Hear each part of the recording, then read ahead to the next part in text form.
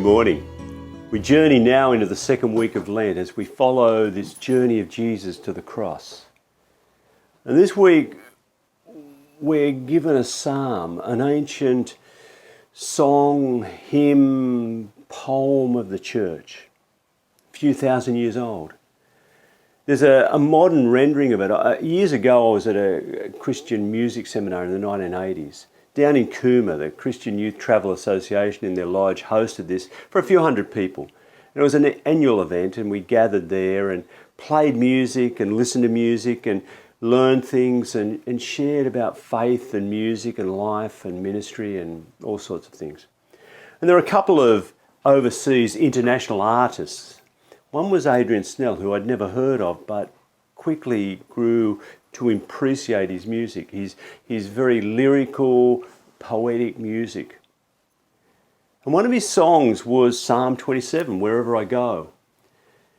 And it goes like this: Lord, I ask you only this is all I need, to follow you all my days. Lord, I want to live with you, to dwell inside your house, and to follow where you lead. There you will hold me in your arms, hold me like a child in times of pain. You will set me high upon a rock, strong before my foes, secure above the storm. So I'll lift my head up high.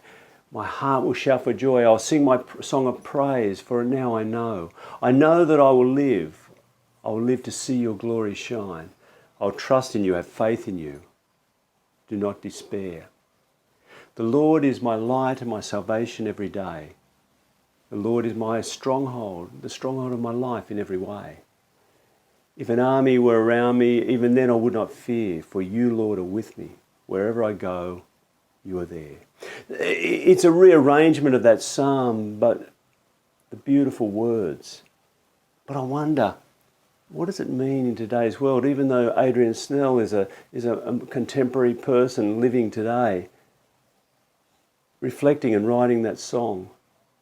What does it mean to trust in the Lord with everything? You know, when an army is around us or we're threatened. Right now, as I prepare this, Cyclone Alfred is off the coast of southeast Queensland, northern New South Wales, and people are preparing. People in other countries are preparing for war, or potential war, or persecution, or suffering. There are people in hospital rooms awaiting death. And I wonder what these words mean in the context of life. I trust in God that God will protect us and hold us and love us and care for us. When there are so many things in our lives that we can depend on in different ways. So many things that we can attach ourselves to, cling to, trust in, believe in. We're torn in so many different ways in life to trust, to believe, to have faith, to whatever. What does it mean to trust in God? And to desire to be in this presence of God, what does that mean? I remember there was a fellow in one of my congregations once who I went away, and he wasn't well before I went away. He had a bit of a cough and so on. And then I got back and discovered he was in hospital, and they thought it was pneumonia, and it was pretty serious. They did more tests and tests. The pneumonia didn't go, and they discovered it was a lung disease, asbestosis. And he was dying. He wouldn't recover, and it would be quick. I remember visiting him and talking with him, and he asked me to read Psalm 27. It was his favourite. And so I read it for him and said a prayer, and then went on my way. And through that day I thought about that brief conversation, that reading of the psalm, and what it is I wanted to say to him. And the words that I wanted to express really were reflected in that psalm, that as he awaited death, as his body grew weaker and he moved closer to this point of death,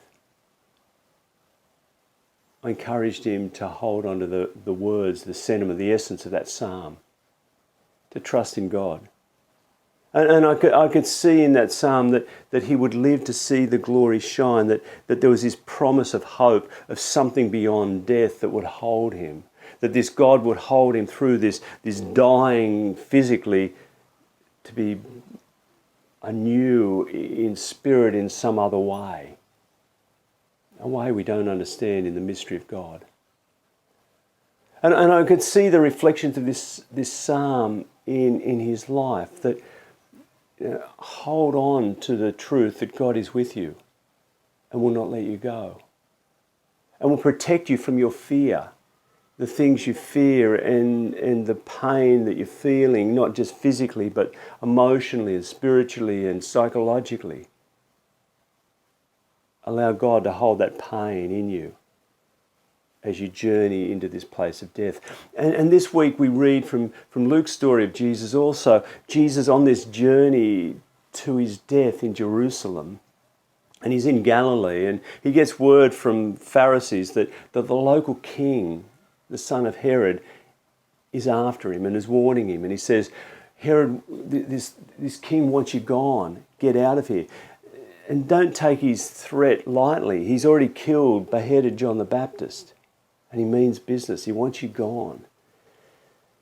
And I guess the natural response would be fear. This is a powerful man who has the power of life and death and has used it. But Jesus says, look, go and tell that fox. Fox is a pest. It can be dangerous to chickens and other things, but it's a pest to humans. Go and tell that fox, I will go when I'm ready. Today, tomorrow, on the third day, I'm here in Galilee preaching and teaching and healing and caring for people. And when I finish my work here, then I'll go. And anyway, Jerusalem's the city where they kill the prophets, not here. I'm not afraid of him, in other words.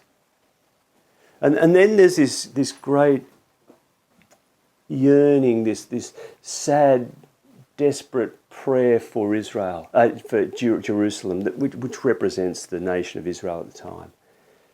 Oh, Jerusalem, how I long to comfort you and to gather you into the grace and love of God, and reassure you and set you on the right path and hold you. But you won't listen. And until you listen to this voice, this one way of God, you won't know the peace you yearn for, the peace I long to give you. And I think that's a message for our world too, isn't it? That we crave the way of power and might and wealth and violence. We use violence to get our way. We use violence out of fear. And much of our world is governed by fear.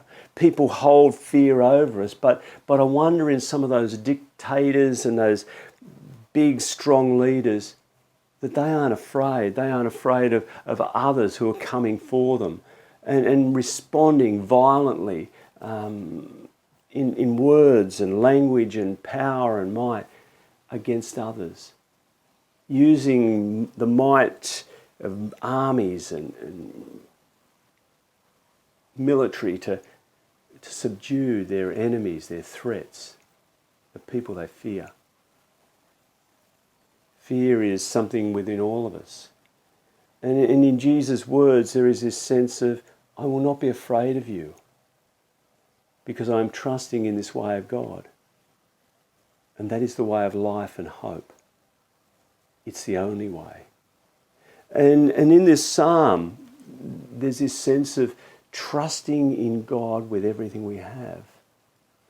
And in that place of grace and love, we'll find the answers we seek, because it'll lead us on a journey into a deeper life and being. And things will come together. All things will find their place in this love and grace of God.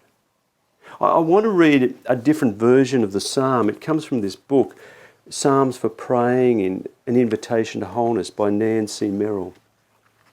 And just part of the psalm. Love is my light and my salvation. Whom shall I fear? In this rendering, she takes the word love for God. And as she changes the word Lord or God for love, suddenly I see a broader understanding of this psalm. Love is my light, my salvation. Whom shall I fear? Love is the strength of my life. Of whom shall I be afraid? When fears assail me, rising up to accuse me, each one in turn shall be seen in love's light. Though a multitude of demons rise up within me, my heart shall not fear. Though doubts and guilt do battle, yet shall I remain confident. One thing I've asked of love, that I shall ever seek, that I might dwell in the heart of love all the days of my life, to behold the beauty of my beloved and to know love's plan. For I shall hide in love's heart in the day of trouble, as in a tent in the desert. Away from the noise of my fears, I shall rise above my struggles, my pain, shouting blessings of gratitude in love's heart. And it goes on.